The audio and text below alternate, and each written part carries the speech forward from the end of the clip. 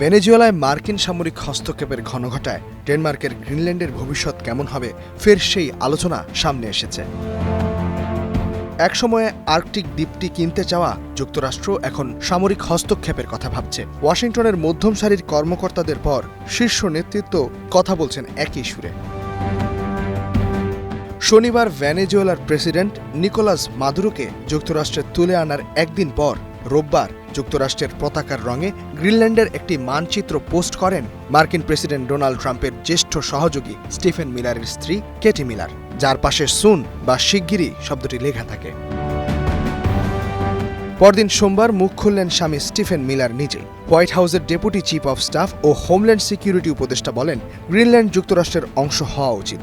এটাই মার্কিন সরকারের আনুষ্ঠানিক অবস্থান। ডেনমার্কের একটি আধা স্বায়ত্তশাসিত অঞ্চল গ্রিনল্যান্ড। ৫৭,০০০ জনসংখ্যার এই আর্কটিক দ্বীপটি প্রায় ৩,০০০ কিলোমিটার দূর থেকে প্রায় ৩০০ বছর ধরে নিয়ন্ত্রণ করে আসছে ডেনমার্ক।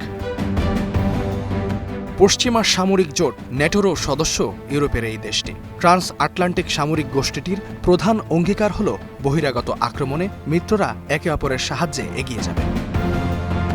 মার্কিন প্রশাসনের হুমকির পরিপ্রেক্ষিতে কাল বিলম্ব না করে ডেনমার্কের পাশে দাঁড়িয়েছে ইউরোপীয় ৬ মিত্র দেশ।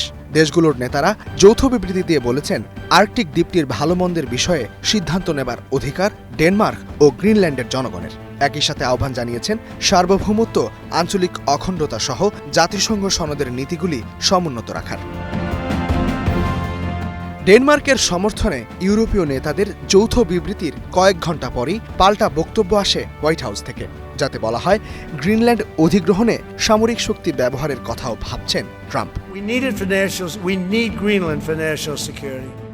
গত মার্চ মাসে ট্রাম্প বলেছেন, যুক্তরাষ্ট্র এই অঞ্চলের নিয়ন্ত্রণ পেতে যত দূর যেতে হবে তত দূরই যাবে।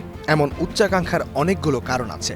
বরফ গলে নতুন বাণিজ্য পথের সম্ভাবনা তৈরি হওয়ায় দ্বীপটিতে রাশিয়া এবং চীনের আগ্রহ বাড়ছে, যেখানে অব্যবহৃত বিরল খনিজের মজুদ রয়েছে। তবে এখন পর্যন্ত এগিয়ে আছে যুক্তরাষ্ট্রই, কারণ দ্বীপটিকে দ্বিতীয় বিশ্বযুদ্ধের সময় জার্মানি দখল করে নিলে পদক্ষেপ নিয়েছিল মার্কিন বাহিনী। গ্রিনল্যান্ডে স্থাপন করেছিল সামরিক ঘাঁটি ও রেডিও স্টেশন। যুদ্ধের পর মার্কিন বাহিনী গ্রিনল্যান্ডেই থেকে যায়। যুক্তরাষ্ট্র গ্রিনল্যান্ডে পরিচালিত করে আসছে পিটোফিক স্পেস বেস। জনমত জরিপে দেখা গেছে, যুক্তরাষ্ট্রের অংশ হওয়ার তীব্র বিরোধী গ্রিনল্যান্ডের জনগণ। যদিও পরাক্রমশালী যুক্তরাষ্ট্রের সাথে বিরোধে জড়াতে চায় না ড্যানিশ সরকার, আহ্বান জানিয়েছে সম্মানজনক সংলাপের। ইস্তেহাদুল মাহমুদ, স্টার নিউজ।